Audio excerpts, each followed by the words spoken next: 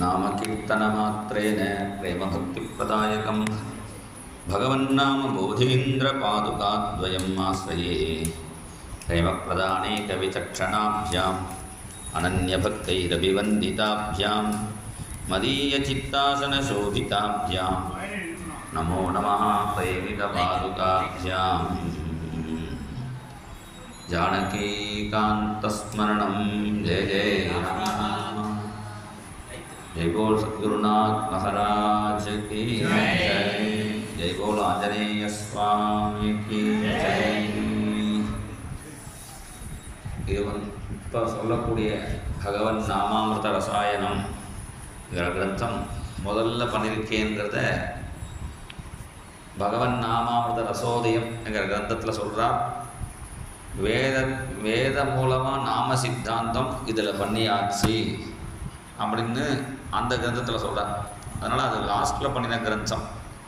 அதனால் இதுக்கு முன்னாடிலாம் இதெல்லாம் இதில் சொல்லியாச்சு, அதனால் வேறு விஷயத்தை அதில் டாபிக் எடுத்துக்கிறேங்கிற மாதிரி பகவன் நாமாமிருத ரசோதயம் என்கிற கிரந்தத்தில் சொல்கிறார். எல்லா கிரந்தத்துலேயுமே முதல்ல ஒரு 10-12 ஸ்லோகம் தியான ஸ்லோகம் ஒரே மாதிரி இருக்குது. ராமநாமத்தினுடைய பெருமையும் அந்த ராமர் இவர் இந்த ஊரில் தான் இருக்கிறதுக்கு பிரமாணம் அந்த ஸ்ரீனிவாச பெருமாள் ராமரூபமாக எனக்கு அனுகிரகம் பண்ணட்டும், சீதா சமேதராக சாம்பம் மத்தியார்ஜுனேஸ்வரர் ராமரூபமாக ஹிருதயத்தில் பிரகாசிக்கட்டும் என்று அவர் பிரார்த்தனை பண்ணுறதுலேருந்து தெரியறது. சதா சர்வேஷ்டதம் ஜந்தோஹோ சர்வாரிஷ்டநிவாரகம் ஸ்ரீராமநாம ஜயது ஸ்ரேயோ ஹேது சிகாமணிः ஸ்ரேயோ ஹேது சிகாமணிः. இந்த ராமநாமம் ஜெயிக்கட்டும் அப்படின்னு அந்த அவர் நாமத்தில் அவ்வளோ நிஷ்டை உள்ளவராக இருக்கிறதுனால இந்த ராமநாம ஹிருதயத்தில் இருக்கட்டும்லாம் பிரார்த்தனை பண்ணுற அவர் அந்த ராமநாமம் எப்போதும் லோகத்தில் பிரகாசிச்சுட்டே இருக்கணும். ஏன்னா அப்போ தான் லோகம் சுபிட்சமாக இருக்கும். அதுக்காக அந்த ராமநாமம் ஜெயிக்கட்டும்னு அதுக்கு மங்களாசாசனம் மாதிரி பண்ணிட்டு நாம மாகாத்மியத்தை வால்மீகி ராமநாமத்தினால்தான் உத்தாரணமானார். வித்யாதரனுங்கிற ஒரு பிராமணனும் ராமநாமத்தினால தான் உத்தாரணமானான் என்பதெல்லாம் சொல்லிட்டு இப்போ ஸ்ரீனிவாச பெருமாளையும் சாமவத்தியாஜனேஸ்வரையும் ஸ்மரிச்சிருந்த பிறகு மேலே 11வது ஸ்லோகம், நேற்று 10 ஸ்லோகங்களையும் கேட்டிருந்தோம். 11வது ஸ்லோகத்தில் சங்கராச்சாரியருடைய பெருமையை சொல்கிறார். அந்த வம்ச பரம்பரையில் அவர் கூடஸ்தராக இருக்கிறதுனால சேதனானாம் ஹி சர்வேஷாம் யஸ் சதா சங்கரஸ்ருதः ச சிவः சங்கரோ பூயாத் சதா மம தயாம்புதிः. சேதனானாம் ஹி சர்வேஷாம், சைதன்யமுடைய எல்லாருக்கும் எப்பொழுதும் சங்கரனா சம்னா மங்களத்தை எவர் செய்வாரோ அந்த சசிவசங்கரஹா. சசிவசங்கரஹானா சிவனுடையவே அவதாரமான சங்கரர் அப்படின்னு ஒரு அர்த்தம் வச்சுக்கலாம். அல்லது எல்லாருக்கும்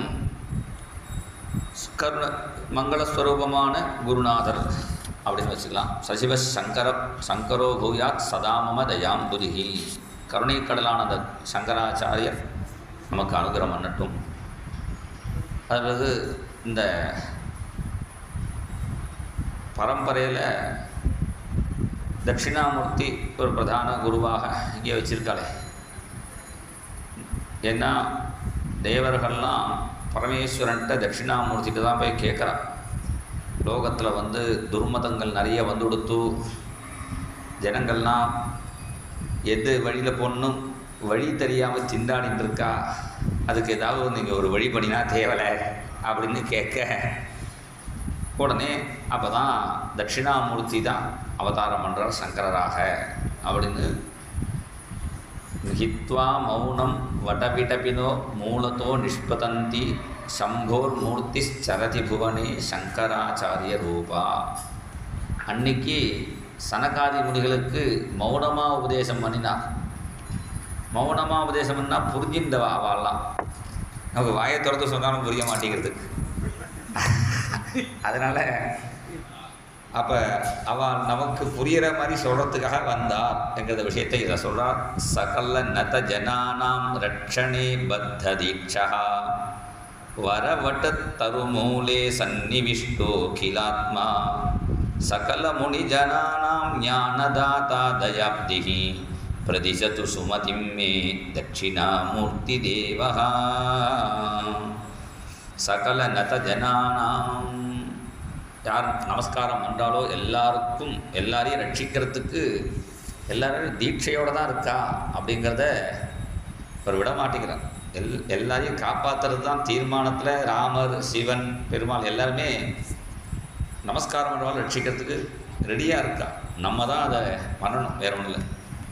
வர வட்டத்தரும் மூலே ரொம்ப சிறந்த மரம் அப்படிங்கிறார். ஆலமரமே ஞான விருட்சம்னு பேர். சில விருட்சங்களுக்கு ஞான விருட்சம்னு சொல்லியிருக்கு. அதனால் ஆலமரமே ஞான விருட்சம். அதுவும் அவரை உட்கார்ந்துக்கிறதுனால அது ரொம்ப வரம், சிரேஷ்டமான ஞானம் ஆலமரம். வர வட்டத்தரும் மூலே. இந்த பாகவதம் வந்து வைஷ்ணவமான புராணமாக இருந்தால் கூட தட்சயஜத்தில் யோஜன, அந்த ஆலமரத்துடைய பெருமையெல்லாம் எத்தனை ஹைட்டு வெயிட்டு அதெல்லாம் சொல்கிறார். யோஜன சதோத்சேதா பாதோன விட்டபாயுதா. யோஜன சத உத்சேதா, 100 யோஜனம் தூரம் ஹைட்டாக இருக்குமா அந்த ஆலமரம். தட்சிணாமூர்த்தி உட்காந்துருக்கிற ஆலமரம். பாதோன விட்டபாயுதா, 75 யோஜன தூரம் அகலமாக இருக்குமா. ஏன்னா எத்தனை சிஷ்யால் வந்தாலும் உட்காந்துக்கிறதுக்கு சௌகரியமாக உபதேசம் பண்ணுற அளவுக்கு பெரிய ஹாலாக கட்டிருக்காளே, அது மாதிரி பெருசாக சௌகரியமாக வச்சுருக்கு. ஆலமரத்தை சில்லுன்னு இருக்கும். அதனால் நிர்ணீடா தாபவர்ஜிதா, ரொம்ப அழகாக சொல்கிறார். அந்த ஆலமரத்தடியில் உட்காந்தாலே எல்லா தாபங்களும் நீங்கிடுங்கிறார். சாதாரணமாக ஆலமரத்தின் அடியில் போய் உட்காந்துட்டாலே இந்த வெயில் தாபம் நீங்கிடும். நம்ம சின்ன வயசில் கதை புஸ்தகத்தில் படிச்சிருக்கோம். ஒருத்தன் ஆலமரத்தடியில் படுத்துருந்தான், நல்ல வெயிலில் சில்லுன்னு இருக்குன்னு. இன்னும் பெரிய அடையார் ஆலமரம்லாம் ஒரு செய்தியுமே தங்குற அளவுக்கு பெரிய ஆலமரமாக இருக்கும். அவன் படுத்துருந்த உடனேயே இப்படி பார்த்தான். அவன் சிரித்தான். தெய்வத்துக்கு மூளையே இல்லைன்னா. ஏன் மூளை இல்லைன்னா, எவ்வளோ பெரிய ஆலமரம், ஸ்ட்ராங்கான ஆலமரத்தில் இக்குனோண்டு பழத்தை வச்சுருக்கான். ஆலமரத்தில் பக்கத்தில் ஒரு பூசணி கொடியை பார்த்தான். மெல்லிசு பூசணி கொடிக்கு இவ்வளோ பெரிய பழம். தெய்வத்துக்கு மூளையே இல்லை. இந்த ஆலமரத்துக்கு பூசணிக்காயையும் இந்த பூசணி கொடியில் சின்ன பழத்தையும் வச்சுருக்கலாம், பகவானுக்கு மூளை இல்லைன்னு நினச்சின்னு படுத்துனான். ஒரு 1/2 மணிக்கு படுத்துருப்பான். ஒரு காற்று அடிச்சுது. அதில் ஒரு ஆலமரம் பழம் இருக்கு, ஆலம்பழம் இவன் நெத்தியில் தொப்புன்னு விழுது. பயங்கர எழுதுனான். அவன் தான் பகவானை நன்றி சொன்னான். நல்ல வேளை உங்களுக்கு மூளை இல்லைன்னு இந்த பூசணிக்காய் இந்த ஆலமரத்தில் வச்சுருந்தேன்னா என் மண்டை என்ன ஆயிருக்கும், இன்றைக்கே சிவலோகம் போயிருப்பேன். பகவானே அவனுக்கு மூளை இருக்கு, நான் ஒத்துனுட்டேன் அப்படின்னு. இது மாதிரி நல்ல அழகான கதைகள்லாம் நாங்கள் 1வது 2வது படிக்கும் போதெல்லாம் அந்த கதை புஸ்தகத்தில் இப்போ என்ன இருக்குன்னே தெரியல. பாட புஸ்தகத்தில் அப்படி நல்ல தர்மத்தையும் நல்ல விஷயத்தை சொல்லக்கூடிய சரித்திரங்கள்லாம் இருக்கும் பாட புஸ்தகத்தில். அப்போ பகவான் நினச்சிருந்தான், பகவானே நான் தெரியாமல் சொல்லிட்டேன். அப்படி விஸ்தாரமான ஆலமரம். அந்த ஆலமரத்தடியில் இருந்தாலே தாபம் வராது. ஒருத்தர் அழகாக ஒரு கவி சொல்கிறார். மாமா கோச்சிந்தான்னா, மாமிகிட்ட சரணாகதி பண்ணிட்டோம்னா மாமா கோச்சிக்க மாட்டார். மாமி ஆசிரியை கொடுத்துட்டான்னா மாமா வந்து ரொம்ப நம்மளை இது பண்ண மாட்டார். அதனால் தேவியை ஆசிரியக்கணும் அப்படிங்கிறதுக்கு உதாரணமாக சொல்லலாம். வெயில் ரொம்ப அடிச்சுன்னா என்ன பண்ணணும்னா, வெயில் யார், சூரிய பகவான். இப்போ அவத்து மாமி யார், சாயான்னு பேர். சாயானா நிழல். நிழலில் போய் இருந்துட்டோம்னா, சாயா கிட்ட போயிட்டோம்னா அந்த சூரியன் ரொம்ப நம்மளை ஒன்றும் செய்ய மாட்டார். அது மாதிரி தேவியை ஆசிரியிச்சிட்டோம்னா பெருமாள் அனுகிரகம் பண்ணிடுவார் அப்படின்னு ஒரு ஹாஸ்யமாக ஒரு கவி சொல்கிறார். அப்போ அது மாதிரி இங்கே சாயாக அதை பாகவதத்தில் ஆலமரத்தினுடைய பெருமையை சொல்கிறான். சயோஜன சதோத்சேதா பாதோன விடபாயதா நிர்நீடா. அது ஒரு ஆச்சரியம் சொல்கிறார். சாதாரண ஆலமரத்தில் நிறைய கூடு கட்டும், தூக்கணாங்குருவி இந்த குருவிகள்லாம் கூடு கட்டும். சில சமயம் ஏன்னா ஆலமரத்தில் கூடு கட்டுறதுனா என்ன, அது ஸ்ட்ராங்கான மரம், ஒரு விழுது இன்னொரு விழுது சப்போர்ட்டுக்கு நிறைய இருக்கிறாங்க, விழவே விழாது. அந்த தூக்கணாங்குருவி அதோட கட்டிக்காரம். ஒருவேளை காற்றுல அந்த ஆலமரம் அசைஞ்சாலும் இந்த தூக்கணாங்குருவியோட கூடு பிஞ்சு போயே போகாது, ரொம்ப ஸ்ட்ராங்காக இருக்கும். சின்ன வயசில் நாங்கள் பிச்சியெல்லாம் பார்த்துருக்கோம், அது பிச்சியவே முடியாது. சில சமயம் அந்த புயல் காற்றுல மரம் முழுமையை தவிர தூக்கணாங்குருவியினுடைய அந்த கூடை பிக்கவே முடியாது. அது எங்கேருந்து என்ன இது நீங்கள் படிச்சதுன்னு தெரியல. அது மேலேருந்து வழி வச்சுருக்காது, அடி வழியாக உள்ளுக்குள்ளே போய் அங்கே வழி வச்சுக்கும். மழை பெஞ்சா கூட உள்ளுக்குள்ள தண்ணி நுழையாது. லைட்டுக்கு இந்த மின்மினி பூச்சி இருக்கு, அது உள்ளுக்குள்ளே போட்டுக்கும். அதுக்கு லைட்டு வேறு பார்க்கணும்னா அந்த அவ்வளோ அவளுக்கு அவ்வளோ புத்திசாலியாக இருக்குது. ஏன்னா அந்த மின்மினி பூச்சி வெளியில் போக முடியாது, உள்ளுக்குள்ளேயே இருந்துக்கும். அவ்வளோ அந்த அளவுக்கு அது சௌகரியமாக இருக்குது. அதை நம்மளால் பிக்க முடியாது. அதுவே நினச்சிதுன்னா அந்த தூக்கணாங்குருவி ஒவ்வொரு நூலாக பிச்சிருந்து வேறு மடத்தில் கட்டிக்கும். இதுக்கு அண்ணா எதுக்கு இதை சொல்லுவார்னா, உதாரணத்துக்கு இந்த மாயங்கிறது கூடு, தூக்கணாங்குருவி கூடு மாதிரி மாயங்கிற கூடு பகவான் போட்ட கூடு. அவரே எடுத்தால் தான் முடியுமே தவிர நம்மளாக பிச்சிக்க முடியாது. அவர் போட்ட கூட அவர் எடுக்கணும். அது மாதிரி தூக்கணாங்குருவி கூடு மாதிரி இப்படி உதாரணத்துக்கு இப்போ சொல்ல வந்த விஷயம், அந்த ஆலமரத்தடி, அந்த ஆலமரத்தில் தட்சிணாமூர்த்தியை உட்காந்துட்டு இருக்காரே, அதில் எந்த பட்சிகளும் கூடு கட்டலையா. ஏன்னா பரமேஸ்வரன் பகவான் கீழே இருக்கும்போது மேலே நம்ம இருக்கக்கூடாதுன்னு நிர்நீடா. அந்த சர்மா ஆலமரத்தடியில் எல்லா பட்சிகளும் கூடு கட்டும். இது பரமேஸ்வரன் உட்காந்துருக்காரே, தட்சிணாமூர்த்தி இருக்காருன்னு அந்த ஆலமரத்தில் கூடு கட்டலையாம். நிர்நீடா தாபவர்ஜிதா. தாபங்கிறது சாதாரண அர்த்தம் வெயில் தாபம் இல்லைன்னு மாத்திரம் இல்லை, நமக்கு ஆத்தியாத்மிகம், ஆத்தேவிகம், ஆதி பௌதிகம் 3 விதமான தாபங்கள் இருக்கு. அந்த சம்சார தாபங்கள்லாம் நீங்கிடும். அதனால் அது வட்ட தருமூலே, உயர்ந்த அந்த தருமூலத்தில் சன்னிவிஷ்டோகிலம் அகிலாத்மா சகல். நம்ம பிரதானமாக 4 சிஷ்யால் தான் சொல்கிறோம், சனக சனந்தன சனாதனான்னு 4 பேர் பிரதானமாக இருந்தால் கூட நிறைய பேர் இருக்கா கூட்டத்தில், நிறைய பேர் இருப்பா. பரீட்சத்துக்கு ஒருத்தர் சுகர் கதை சொன்னால் கூட கூட்டத்தில் நிறைய பேர் இருந்தா. பிரதான ஸ்ரோதாவா ஒரு 4 பேர் இருக்காளே தவிர சகல முனிஜனானாம், எல்லா முனிஜனங்களுக்கும் ஞானதாதா தயாப்திகி இப்படி உபதேசம் பண்ணிட்டு இருக்கார். இப்படி கையை வச்சுருக்கார். இது இப்படி சொன்னாலே அவளுக்கு புரிகிறது. இந்த 3 பேர்னா சத்வகுணம், ரஜோகுணம், தமோகுணங்கிறது இது. சைவ புராணத்தில் ஒவ்வொரு மலமாக கர்ம மலம், இப்படி ஒவ்வொரு மலமாக அதை சொல்கிறார். 3 மலம்னு இது தனியாக இருக்கே, இது ஆள்காட்டி வரல் இருக்கே, இது இருக்கே, இது ஜீவன். இந்த கட்டவர்கள் தான் தனியாக இருக்கிறது. சயேகா என்கிற பரமாத்மா. அங்குஷ்ட தர்ஜனி யோக முத்ரா வியாஜேன தேகினாம் சுத்தியர்த்தம். இது வேதத்தினுடைய சுத்தியோட அர்த்தம். தத்துவமசி என்கிற அர்த்தத்தை பிரம்ம ஜெய்வைக்கியம் தரிசையன்னோ அவதாத் சிவா. வேதத்தினுடைய பெரிய விஷயத்தை இப்படி முத்திரையிலே காட்டிடுறார். அதனால் ஞான முத்திரைன்னு பேர். இப்படி உட்காந்துன்னு நிறைய ஜபம் பண்ணுறவாளுக்கு நல்ல ஞானம் வரும். நிறைய குட்டிகள்னே வருது, குழந்தைகள் கேரளாவில் சொல்லி குழந்தைகள்லாம் அவளுக்கு படிப்பு வரலைன்னா இந்த ஞான முத்திரை இதை வச்சுட்டு கொஞ்சம் நேரம் தியானம் பண்ணினா நல்ல மெமரி பவர் ஜாஸ்தியாகும். யாருக்கு மெமரி பவர் ரொம்ப கம்மியாகிறதோ, இப்போ நமக்கு எத்தனை வயசுன்னு கணக்கு வச்சுக்கோ, எனக்கு ஒரு 50 வயசு ஆகுதுன்னா நான் ஒரு 50 நிமிஷம் தியானம் பண்ணணும். அப்போ தான் எனக்கு இந்த மெமரி பவர் மறக்காமல் இருக்கும். அந்த தியானம் பண்ணும்போது இந்த முத்திரையில் வச்சுருந்தா, ஏன்னா நம்ம வயசாக மறதி எல்லாருக்கும் ஈஸி தான். அது என்ன, அந்த மறதி வராமல் இருக்கிறதுக்கு இந்த முத்திரை ரொம்ப சௌகரியம். நல்லா வச்சுருந்து எத்தனை வயசோ அத்தனை வயசுக்கு உள்ள தியானம் பண்ணணுங்கிறான் பெரியவாலாம். அந்த தியானம் பண்ணால் தான் அந்த மெமரி லாஸ் ஆகாதுங்கிற. கடைசி வரையும் ஞாபகத்தோடு இருந்தார் குருநாதர் அண்ணா. ஏன்னா அவன் தியானம் பண்ணுறார். அவர் இத்தனை வயசுக்குன்னு இல்லை, எப்போவுமே தியானம் பண்ணி இருக்கிறார். அதனால் இதை நிறைய பேருக்கு நான் பார்த்துருக்கேன், வயசானவங்க மெமரி லாஸ் ஆகிடும், அப்பப்போ வரும். அது மாதிரிலாம் வராமல் இருக்கிறதுக்கு இந்த முத்திரை வச்சுட்டு நம்ம தியானம் பண்ணணும். சின்முத்திரைன்னு பேர். அங்குஷ்ட, இதுக்கு அங்குஷ்டன்னு பேர். அங்குஷ்ட தர்ஜனி யோக முத்ரா வியாஜேன தேகினாம் ஸ்ருத்தியர்த்தம் பிரம்ம ஜெய்வைக்கியம் தரிசையன்னோ வதாத் சிவா. அந்த தட்சிணாமூர்த்தியான பகவான் சகல முனிஜனானாம் ஞானதாதாதயாப்திஹி. அதுக்கு தட்சிணாமூர்த்தின்னு பேர் வரதுக்கு என்ன காரணம்னா, நம்ம இருக்கும் தட்சிணானா நம்ம நினச்சிட்டு இருக்கோம் தெற்கன்னு அடிச்சுட்டு இருக்கோம்.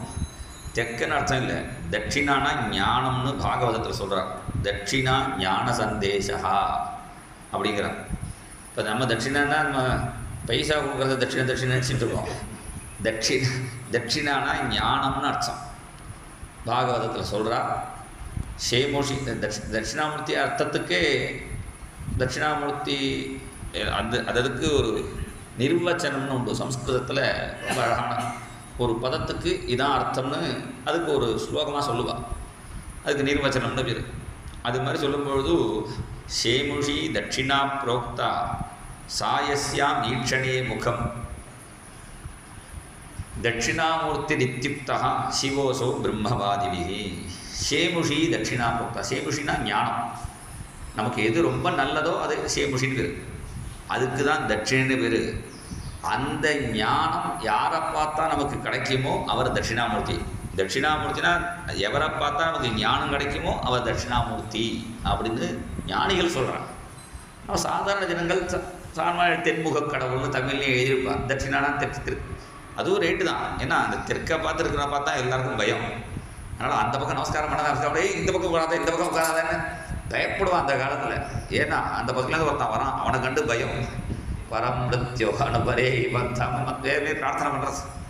அதனால் அந்த தெற்கு பக்கரவன்ட்டேந்து பயப்படாமல் இருக்கணும்னா இவரை ஆசிரியிச்சா போகும். அதுக்காக தான் தட்சிணாமூர்த்தி. ஏன்னா அவனை பார்த்து நான் பயப்படுறேன், அவனை நான் பார்த்துக்கிறேன், நீ என்கிட்ட வாங்குறவன், நீ என்னை பார்த்து உட்காந்துக்கோ, அவன் உன்கிட்ட வராமல் நான் பார்த்துக்கிறேங்கிறான் பரமேஸ்வரன். யார்? தட்சிணாமூர்த்தி. சகல முனிஜனானாம் ஞானதாதாதயாப்திஹி. இப்போ சொல்ல வந்த விஷயத்தம் இது ஜீவன், இது பிரம்மம்.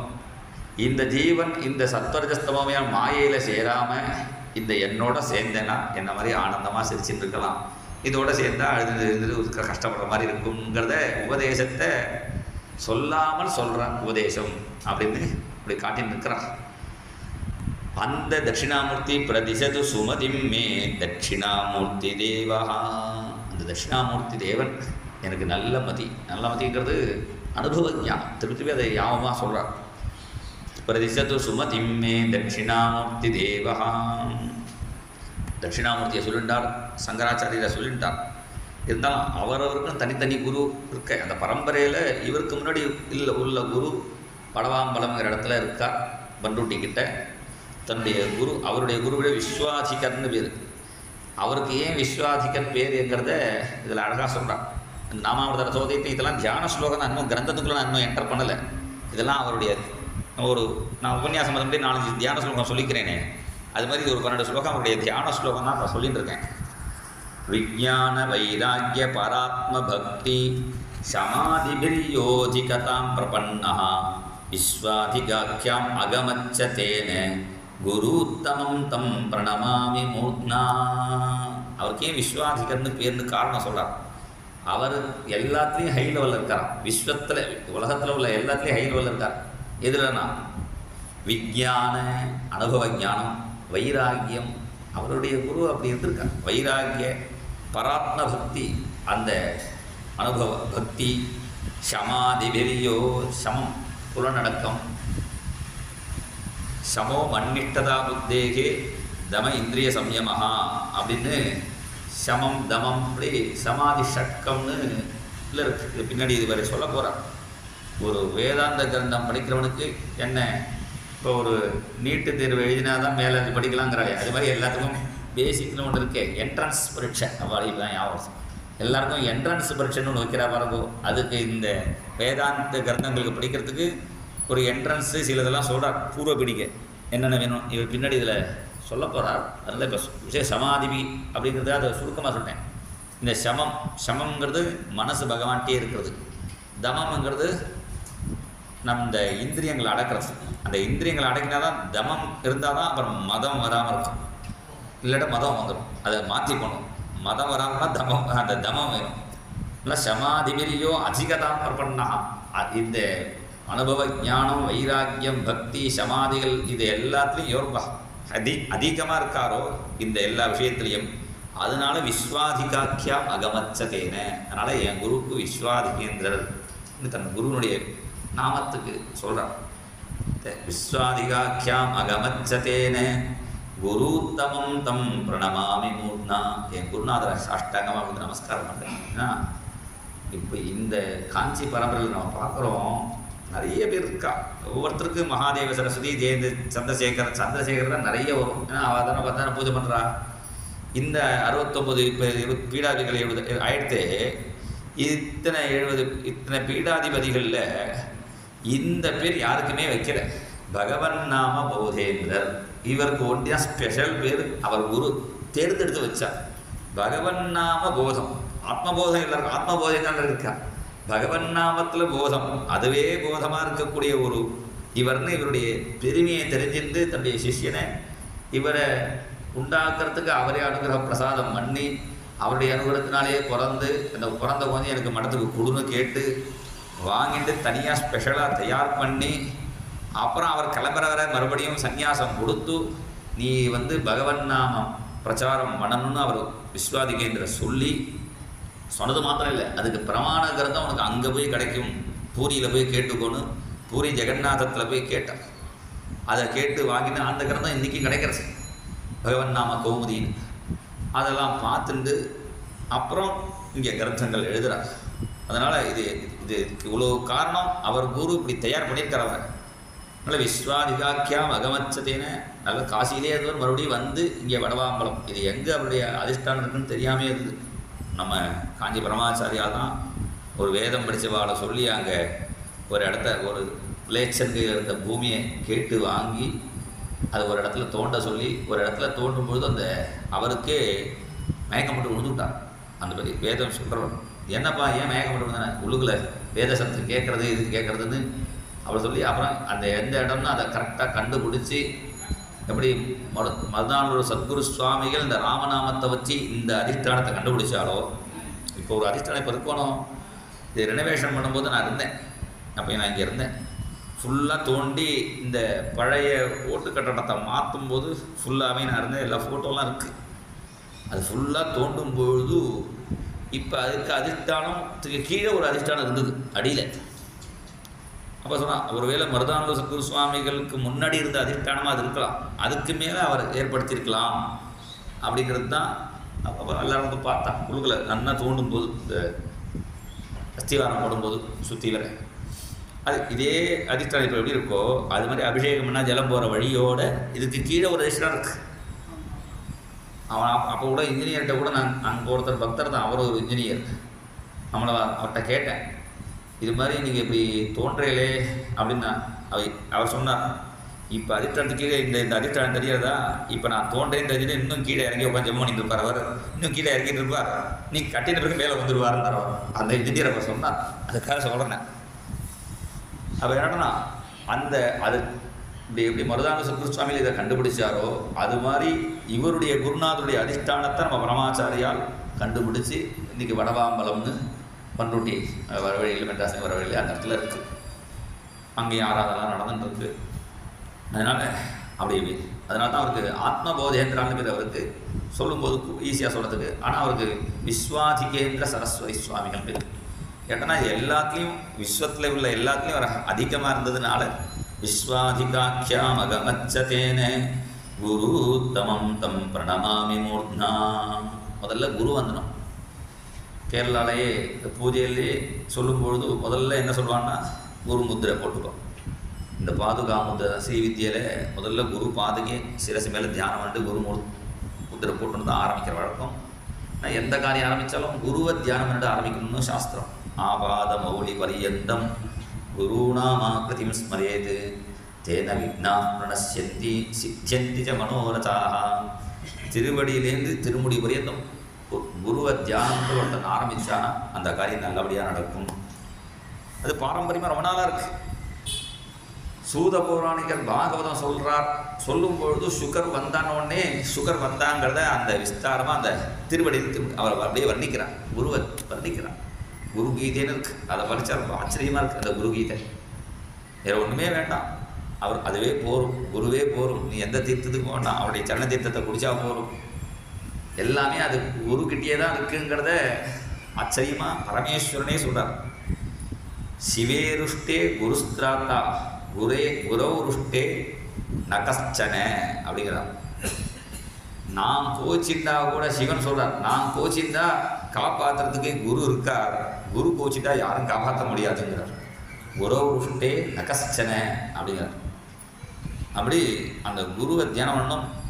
குரு எந்த திக்கில் இருக்கா திக்கை நோக்கி நமஸ்காரம் பண்ணங்கிறார். ஸ்ரீகுரோச்சரணாம்போஜம் யஸ்யாம் திசி விராஜதே தஸ்யே திசே நமஸ்குர்மஹ காயேன வசசா தியா. அந்த திக்கை பார்த்து கரெக்டாக பண்ணுற நமஸ்காரம் இந்த அவாலாம் நல்லா தான் சௌக்கியமாக இருக்க அவாலாம்.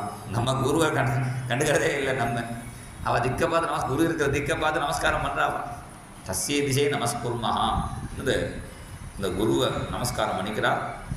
முதல்ல கும் குருப்யோ நம, அடுத்தது கம் கணபதியே நம, சம் சரஸ்வத்தியே நம, பம் பரமாத்மனே நம, அவிக்னவஸ்து சொல்லிட்டு அவள் தான் பூஜை ஆரம்பிக்கிறவள். கேரள சம்பிரதாய ரீதியில் நம்மளும் முதல்ல குரு கணபதி அப்படி தான் சம்பிரதாயம்.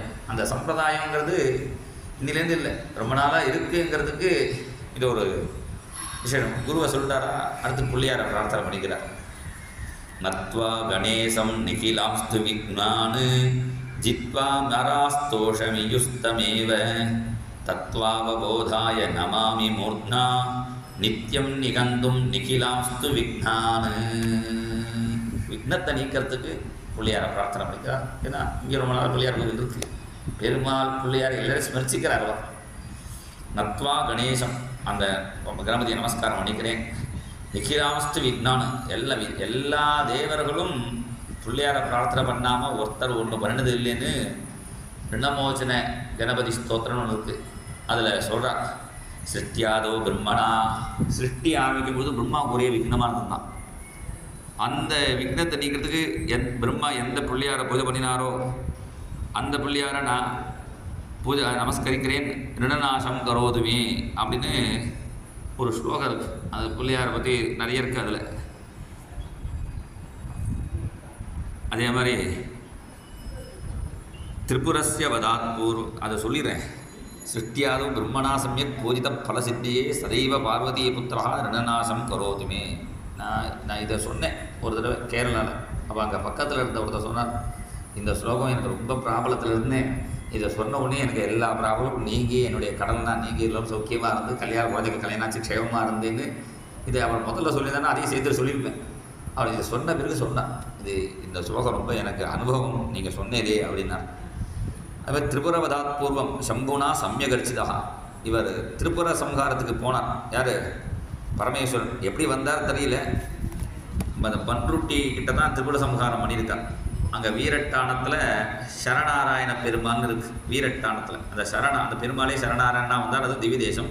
பக்கத்தில் திரிபுர சம்ஹாரம். வர வழியில் அந்த மெட்ராஸ்லேருந்து வந்திருப்பார்னு நினைக்கிறேன். ஏன்னா வர வழியில் அச்சரப்பாக்கம்னு இருக்குது. அச்சிருப்பாக்கன்னு ஒரு இடம். அந்த அச்சு அந்த வண்டியினுடைய அச்சு இருக்கே, இது முடிஞ்சுடுச்சு. வண்டி கிளம்பினாதான் யுத்தம் பண்ண முடியும். அப்புறம் அச்சிரு அந்த கைத்தல நீரேகணி அப்பமும் அதில் சொல்கிற இந்த விஷயத்தை அப்போ அந்த அச்சரப்பாக்கத்தில் அதை சரி பண்ணி பிள்ளையார், ஏன்னா பிள்ளையார் பூஜை பண்ணா கிளம்பினாலும் உடஞ்சி கொடுத்து வண்டி. அப்புறம் அவரை சரி பிள்ளையாரை பிரார்த்தனை பண்ணி அப்புறம் அவரை சரி அப்பாவாக இருந்தாலும் அம்மா வந்தாலும் அவருக்கு வேண்டிய குழக்கட்டையை என்ன வேணுமோ பண்ணிட்டு போகணும். இல்லாட்டா அவர் ப்ராப்ளம் பண்ணிடுவார். அப்புறம் அவர் பிரார்த்தனை பண்ண பிறகு சரி பண்ணினார்.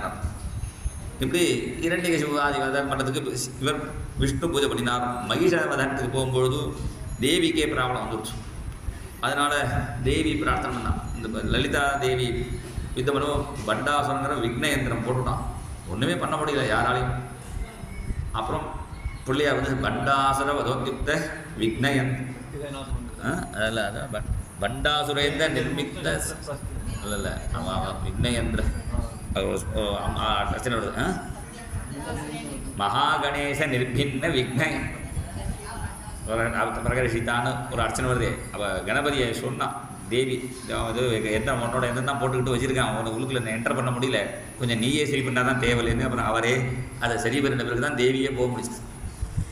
மகாகணேச நிர்பின்ன விக்னயந்திர பிரகரிஷிதா அப்படின்னு அங்கே லலிதாசனம். இப்போ தாரக வதத்துக்கு முருகன் போகும்பொழுதும் இப்படி எல்லாருமே பாஸ்கரேன கணேசோகி பூஜிதா சவிசித்தியே. இவருடைய பவர் குறைஞ்சிட்டே இருக்குது சூரியனுக்கு, அவரை அதுக்காக அவரை பூஜை பண்ணினார். சந்திரனுக்கு அதுமாதிரி குறைஞ்சிட்டு இருக்குது, சசி, இப்படி எல்லாரும் இந்த பிள்ளையார் பூஜை பண்ணியிருக்கார். அதனால் இது எதுதானா அவர் ஒரு வழியில் சொன்னதை நான் சொல்லணுமே இருக்கா.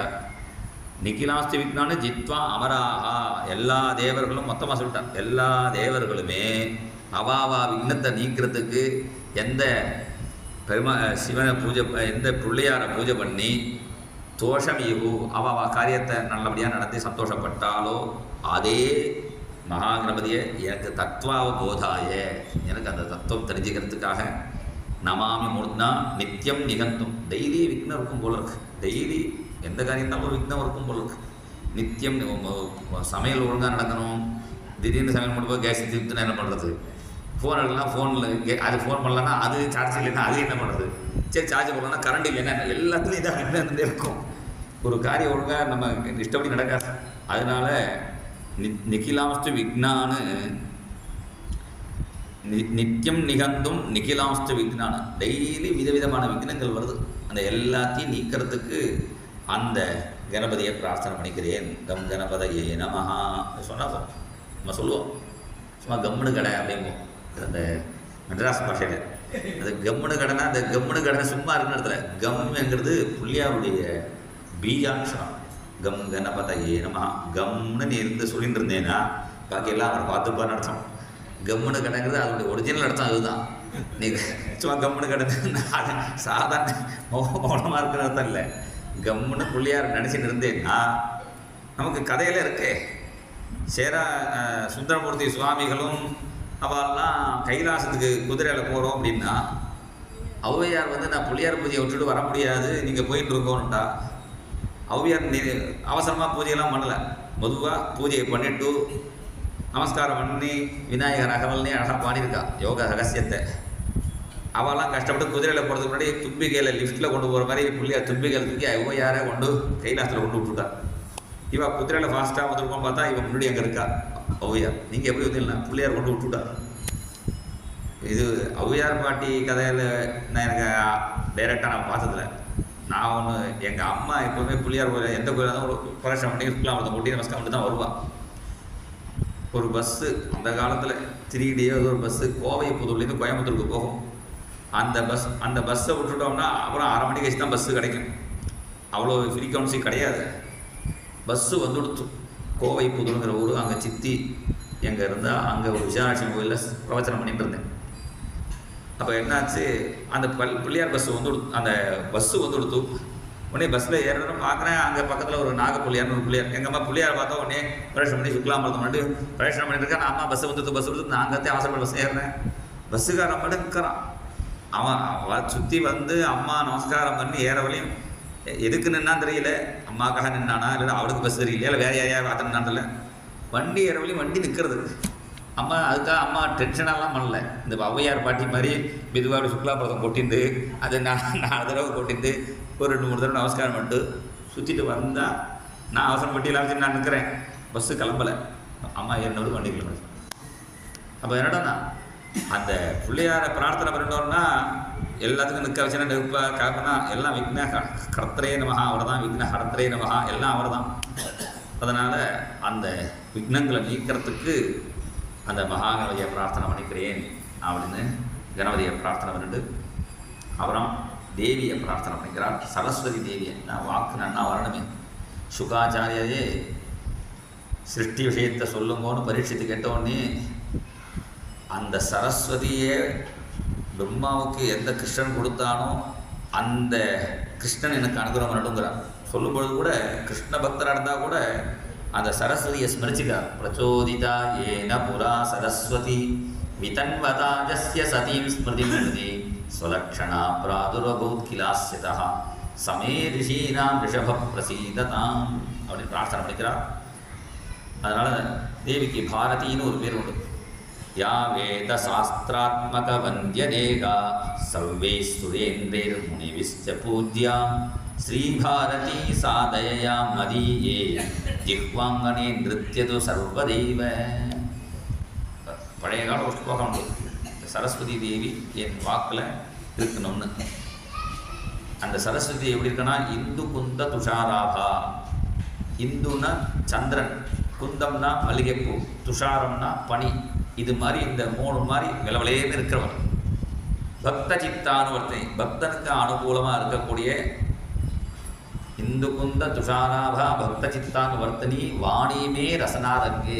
அந்த வாணி சரஸ்வதி என்னுடைய நாக்காகிய ஒரு அரங்கத்தில் வாணியுமே ரசனாரங்கே கரோத்து நடனம் சதா. எப்பொழுதும் என்னுடைய நாக்கில் நர்த்தனமாகட்டுங்கிறார். நர்த்தனமாடினாதான் சொல்ல முடியும் 2 வாக்கு. அப்படி நர்த்தனமாகட்டும்னு அது பழைய பிரார்த்தனா ஸ்லோகம். அதே ஸ்லோகத்தை இவர் ஸ்டைலில் சொல்கிறார். ஸ்ரீ பாரதி சாதயா மதியே ஜிஹ்வாங்கனே நிருத்யது சர்வதெய்வ. அந்த ஸ்லோகம் இந்த ஸ்லோகம் இந்த ஸ்லோகத்தை அதான் முதல்லேருந்து ரொம்ப நாளாக சொல்லிட்டு இருக்கிறது தான். இது இப்போ தான் பார்க்குறேன். அதனால் யா வேத சாஸ்திராத்மக வந்திதா, வேத சாஸ்திராத்மகமாக இருக்கக்கூடிய எல்லாம் தேவி, எல்லா சாஸ்திரம் எல்லாமே சரஸ்வதி ஸ்வரூபம். அதுதான் நம்ம சரஸ்வதி பூஜை தனியா புஸ்தகங்களை பூஜை பண்ணுறோம். சர்வை சுரேந்திரர் முனிபிஷ்ட பூஜ்யா. எல்லா தேவர்களும் முனிவர்களும் எந்த தேவியை பூஜை பண்ணுறார்களோ அந்த பாரதி தயையோட என்னுடைய நாக்காகிய அங்கனம் எங்கன்னா இந்த நாக்காகிய இந்த இடத்துல இருந்து எப்பொழுதும் நர்த்தனம் பண்ணட்டும். இன்னும் நாம பிரச்சாரம் பண்ணணும்னா போதேந்திரா பற்றி ஒரு ஸ்லோகம் அந்த பகவன் நாமாவர்த்தர சோதயத்தில் அண்ணா வருதுன்னு நினைக்கிறேன். எப்புரா சங்கரஹா, முன்னாடி எந்த சங்கரர் பிரம்ம தத்துவத்தை சொன்னாரோ அதே சங்கரரே மறுபடியும் போதேந்திரராக வந்து பிரம்ம தத்துவத்தை சொன்னால் போகிறதுக்கு வழியை சொல்லவே இல்லையேன்னு அது சங்கரர் தான் மறுபடியும் போதேந்திரராக வந்து பிரம்ம தத்துவத்தை தெரிஞ்சுக்கிறதுக்கு ஒரே வழி நாமம் தான் வழியை சொல்கிறதுக்கு வந்த அவதாரம் போதேந்திரனுடைய அவதாரம் இந்த நாமாவதார சோதயத்தில் எதிர்த்து. அதனால் அந்த தேவியனுடைய வாக்கில் எடுத்து நம்ம நட்டும். சாஸ்திரார்த்தம் சுவிதிர்நேதும் இஷ்டதம் சர்வதேகினாம் யதிரூபதரம் நோமி சங்கரம் லோகசங்கரம். மறுபடியும் தன்னுடைய குருநாத சங்கராச்சாரியரை ஸ்மரிச்சுக்கிறார். ஆதிசங்கருக்கு முன்னாடி எத்தனையோ 772 துர்மதங்கள் இருந்ததுங்கிறார். இப்போ அது பேரே கூட தெரியல. பேரே தெரியாத அளவுக்கு ஒன்றும் இல்லாமல் அந்த காலத்தில் எல்லாருமே சாஸ்திரவாதிகள், பிரமாணத்தோடு தானே பேசணும். அப்படி எல்லாரையும் கண்டிச்சு இப்போ 1-2 இருக்கே தவிர அத்தனை மதங்களையும் கண்டித்து பேசியிருக்கார். அவரை கண்டித்த பிறகு இப்போ கொஞ்சம் கொஞ்சம் இருக்குது. அவரை கண்டித்த மதங்கள்லாம் இப்போ லைட்டாக அங்கங்கே இருக்குது. இந்த கொஞ்சம் இங்கே ரொம்ப ஜாஸ்தி அது இந்த பக்கத்துலலாம் எல்லா இடத்துலையுமே. பௌத்த மதமோ ஜெயின மதமோ அந்த காலத்தில் வேதத்தை வச்சு பிரமாணமாக வச்சுருந்து வேதத்தில் இல்லை என்கிற விஷயத்தை சொல்லி வேதத்தில் சில இடத்துல உங்களோட இது சரியாக வரலை எல்லாரையும் வாதத்தில் ஜெயிச்சிருக்கு.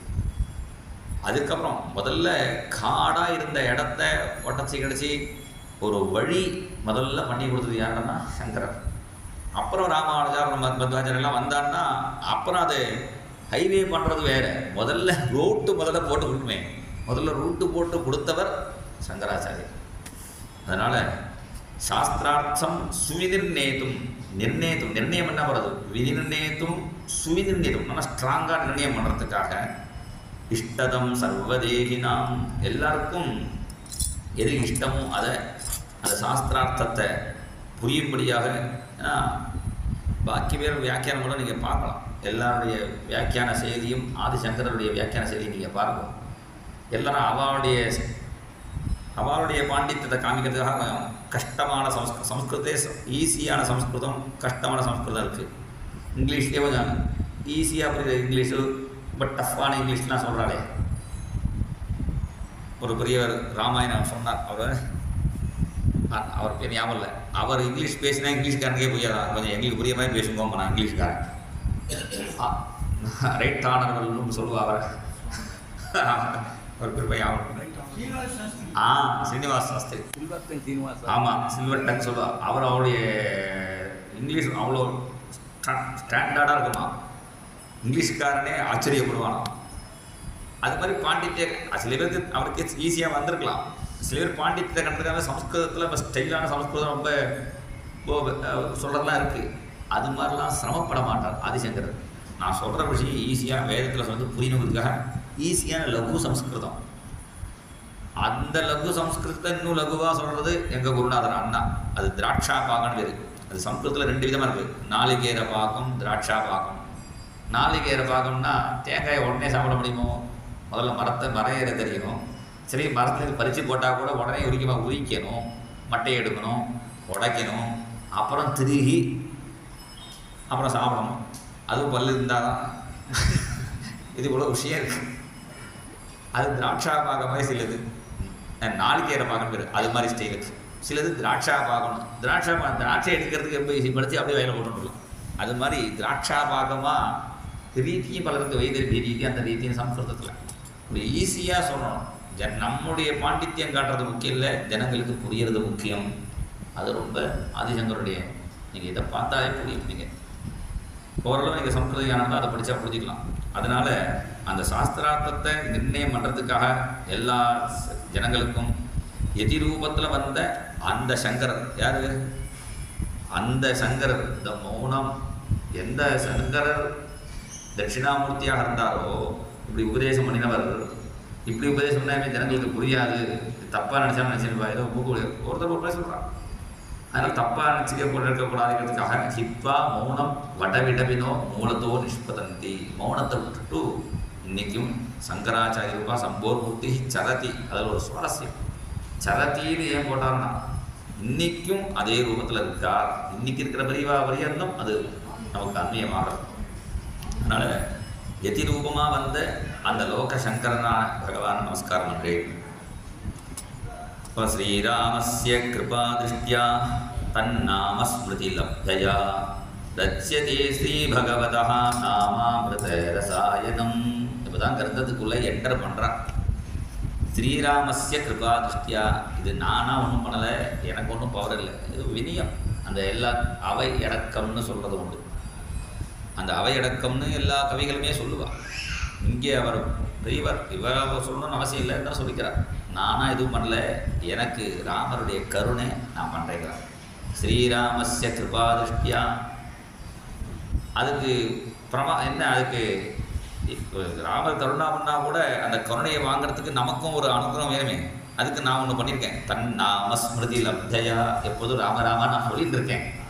ராமர் கருணை பண்ணினான்னா பாத்திரம் வேணும் போனோம். ராமர் கருணை பண்ணால் கூட பாத்திரம் நம்ம எடுத்துகிட்டு போனால் தான் நமக்கு அந்த கருணையை வாங்கிக்க முடியும். பாத்திரம், பெரிய பாத்திரம் என்னடான்னா, நீ சமுத்திரத்துக்கு போனாலும் கிணத்துக்கு போனாலும், நீ கிணத்துக்கு போனாலும் சரி சமுத்திரத்துக்கு போனாலும் நீ கொண்டு போன பாத்திர அளவுக்கு தான் நீ ஜலம் கொண்டு வர முடியும். கூபே பஸ்ய பயோனிதாவமி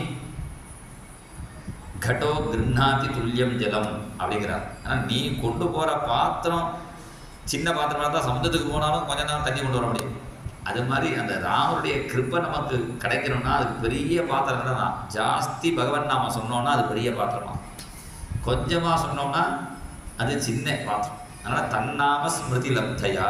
அந்த ராமனுடைய கிருபா கடாட்சத்துக்கு நான் பாத்திரம் மாதிரி நான் நாமஸ்மரணம் பண்ணியிருக்கேன். அந்த நாமஸ்மரணத்தினால கிடைக்கப்பட்ட அந்த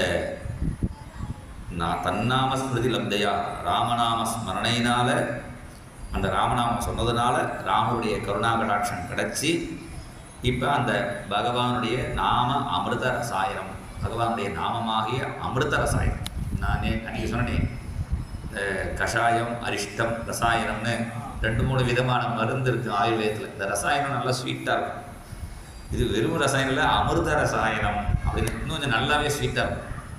அதான் நாமாமிருத ரசாயனம். அந்த ரசாயனத்தை ரட்சியதே செய்யப்படுகிறது அப்படின்னு இங்கே இது வரையும் தியான ஸ்லோகம் சொல்லியிருக்கா. இனிமேல் மேலே கிரந்தம், இந்த கிரந்தத்தை நாளைக்கு ஆரம்பிக்கலாம்னு நினைக்கிறேன். ஸ்ரீஹரயே நமஹ.